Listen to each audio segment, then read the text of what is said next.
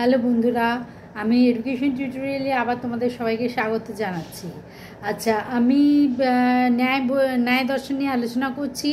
ন্যায় দর্শনে আগের দিন আমি সবিকল্প প্রত্যক্ষ নির্বিকল্প প্রত্যক্ষের পার্থক্য, তার আগের দিন আমি প্রত্যক্ষে নৈয়ায়িকদের মতে প্রত্যক্ষের লক্ষণ সব আমি দিয়ে দিয়েছি। তোমাদের আমি ন্যায় দর্শন থেকে যেগুলো বড় প্রশ্ন আসবে সেইগুলো নিয়ে আমি কিন্তু এই চ্যাপ্টারে আলোচনা করছি এইখানে। আচ্ছা, তোমরা আমার ভিডিওটা দেখতে থাকো, আমাকে ফলো করতে থাকো, তাহলে তোমরা আশা করি তোমাদের ন্যায় দর্শন থেকে যে বড় প্রশ্নগুলো আছে তোমরা সবকটাই পেয়ে যাবে। আচ্ছা, আজকে আমার যেটা আলোচ্য বিষয় হচ্ছে লৌকিক সন্নিকর্ষ। ন্যায় মতে বিভিন্ন প্রকার লৌকিক সন্নিকর্ষ জনিত যে প্রত্যক্ষগুলি সেগুলোকে আলোচনা করা, সেগুলোকে ব্যাখ্যা করা বা আলোচনা করা, সেটা নিয়ে আজ এইরকম একটা বড় প্রশ্ন তোমাদের আসে, সেটা নিয়ে আমি আজকে আলোচনা করব। তোমরা দেখতে থাকো। এই যে লৌকিক সন্নিকর্ষ, ন্যায় মতে বিভিন্ন প্রকার লৌকিক সন্নিকর্ষ জনিত প্রত্যক্ষগুলি ব্যাখ্যা করো। নৈয়িকরা 6 প্রকার লৌকিক সন্নিকর্ষ স্বীকার করেছেন। ইন্দ্রিয়ের অভিমুখে অবস্থিত বস্তু বা তার স্থানের সঙ্গে অথবা ওই বস্তুতে আশ্রিত সামান্য বা জাতির সঙ্গে ইন্দ্রিয়ের যে সন্নিকর্ষ হয় তাকে বলা হয় লৌকিক সন্নিকর্ষ। লৌকিক সন্নিকর্ষ যে বস্তুকে যে ইন্দ্রিয় গ্রহণ করতে সক্ষম সেই বস্তু বা তার গুণের সঙ্গে অথবা ওই বস্তুতে আশ্রিত সামান্য বা জাতির সঙ্গে ইন্দ্রিয়ের সন্নিকর্ষ হয়। যে বস্তু ইন্দ্রিয়গ্রাহ্য নয় সেই বস্তুর লৌকিক সন্নিকর্ষ সম্ভব নয়। ন্যায় বৈশেষিক স্বীকৃত 7টি পদার্থের মধ্যে কেবল সমবায় ও বিশেষ এই দুটি পদার্থকে ইন্দ্রিয়গ্রাহ্য রূপে স্বীকার করা হয়নি। অবশিষ্ট 5টি পদার্থ দ্রব্য, গুণ, কর্ম, সামান্য ও অভাব ন্যায় মতে প্রত্যক্ষ গ্রাহ্য। এই সকল ভিন্ন ভিন্ন পদার্থ যেমন ইন্দ্রিয়ের দ্বারা গৃহীত হয়, তখন ভিন্ন ভিন্ন ক্ষেত্রে ইন্দ্রিয় বিষয়ে সন্নিকর্ষ ভিন্ন ভিন্ন হয়। আচ্ছা, প্রথম হচ্ছে সংযোগ সন্নিকর্ষ। চক্ষু ইন্দ্রিয়ের দ্বারা ঘটের প্রত্যক্ষ জ্ঞানের উৎপত্তিতে ঘটের সঙ্গে চক্ষু ইন্দ্রিয়ের সংযোগ সন্নিকর্ষ হয়। এখানে ঘট শব্দের দ্বারা প্রত্যক্ষযোগ্য দ্রব্যকেই বোঝানো হয়েছে। চক্ষু ইন্দ্রিয় দ্রব্য এবং ঘটও দ্রব্য, দুটি দ্রব্যের সঙ্গে সম্বন্ধ হলে তা সংযোগ হয়।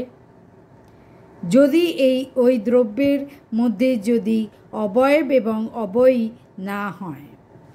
তারপর যে সংযুক্ত সমবায় সন্নিকর্ষ। ঘটরূপ প্রত্যক্ষে সংযোগ সমবায় সন্নিকর্ষ হয়। এক্ষেত্রেও ঘটের দ্বারা প্রত্যক্ষযোগ্য দ্রব্য মাত্র বুঝতে হবে। তার রূপ শব্দের দ্বারা প্রত্যক্ষযোগ্য গুণ, জাতি ও কর্মকে বুঝতে হবে। ঘটের রূপ প্রত্যক্ষে সংযুক্ত সমবায় সন্নিকর্ষ হয়, যেহেতু চক্ষু ইন্দ্রিয়ের সঙ্গে ওই সকল দ্রব্য সংযুক্ত হয় এবং ওই সংযুক্ত দ্রব্যে গুণ, জাতি এবং কর্ম সমবায় সম্বন্ধে থাকে। তারপর হচ্ছে সংযুক্ত সমবেত সমবায় সন্নিকর্ষ। প্রত্যক্ষযোগ্য গুণে বৃত্তি জাতি সমূহের প্রত্যক্ষে সংযুক্ত সমবেত সমবায় সন্নিকর্ষ হয়। রূপের অধিকরণ রূপে ঘটের সঙ্গে চক্ষুর সংযোগ হয় এবং ওই চক্ষুর সংযুক্ত ঘটের রূপ সমবায় সম্বন্ধে থাকে এবং ওই রূপের রূপত্ব সমবায় সম্বন্ধে থাকে। এভাবে চক্ষু যদি গুণের আশ্রিত জাতি বা সামান্যের সংযুক্ত সমবেত সমবায় সন্নিকর্ষ হয়। তারপর হচ্ছে সমবায় সন্নিকর্ষ। শ্রবণ ইন্দ্রিয়ের দ্বারা শব্দের প্রত্যক্ষ স্থলে সমবায় সন্নিকর্ষ হয়। শ্রবণ ইন্দ্রিয় আকাশ ভিন্ন কিছু নয়।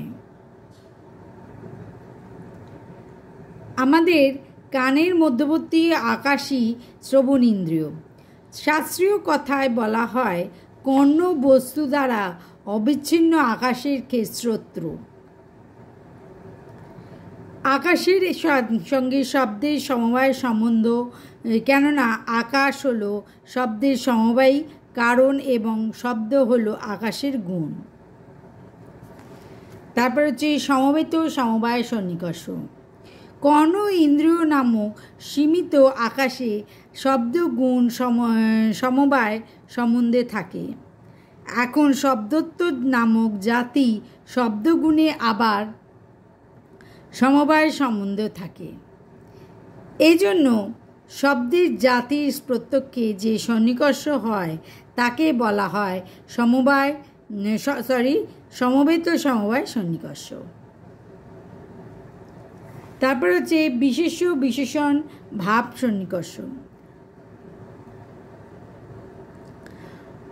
অভাবের বিশেষ্য বিশেষণ ভাব সন্নিকর্ষ হয়।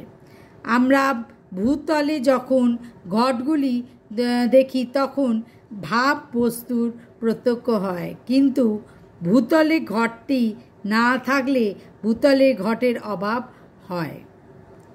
1 নম্বর দিয়ে লিখবে, যখন আমরা বুঝি,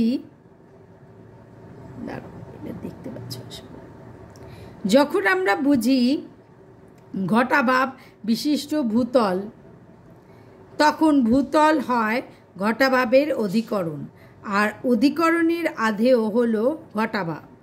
ভূতল হলো বিশেষ্য আর ঘটাভাব হলো বিশেষণ। এইরূপ চক্ষু ইন্দ্রিয় সংযুক্ত ঘটের অভাবটি বিশেষণ রূপে সম্পর্কিত হয়, তাই এটি চক্ষু সংযুক্ত বিশেষণতার সন্নিকর্ষ। এক্ষেত্রে বিশেষণতা বিশেষণের ভাব বা স্বরূপ সম্বন্ধকে বুঝিয়েছে।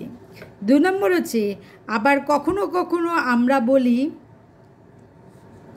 ভূতলে ঘটাভাব প্রত্যক্ষ করছি, যখন বেদিতে ঘটাভাব প্রত্যক্ষ করছি না। এক্ষেত্রে যোগ্য ব্যতীতে ঘটাভাব প্রত্যক্ষ করছি না। এক্ষেত্রে ঘটাভাব হলো বিশেষ্য আর তার বিশেষণ হলো ভূতলে চক্ষুর সঙ্গে ভূতলের সংযোগ হয় আর ওই ভূতল থাকে বিশেষিত করে, তা হলো ঘটাভাব। যখন প্রশ্ন করি কীরকম ঘটাভাব, ভিতর হবে কীরকম ঘটাভাব, উত্তর হবে ভূতল বিশিষ্ট ঘটাভাব। ঠিক আছে, এবং বলা হয় চক্ষু সংযুক্ত বিশেষণতা সন্নিকর্ষ। আমি এই নোটসটা দিলাম, তোমরা খাতা পেন নিয়ে বসবে, বসে নোটসটা পুরো টুকে নেবে, তারপরে তোমরা পড়বে।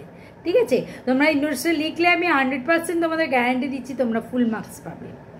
ঠিক আছে, আচ্ছা, আর একটা কথা হচ্ছে যে আগের যে ভিডিওগুলো আমি এই ন্যায় দর্শনের ক্ষেত্রে দিয়েছি, প্রত্যক্ষ বা নির্বিকল্প সবিকল্প, আমি লিঙ্কগুলো আমি ডেসক্রিপশন বক্সে দিয়ে দেবো, তোমরা দেখতে থাকো।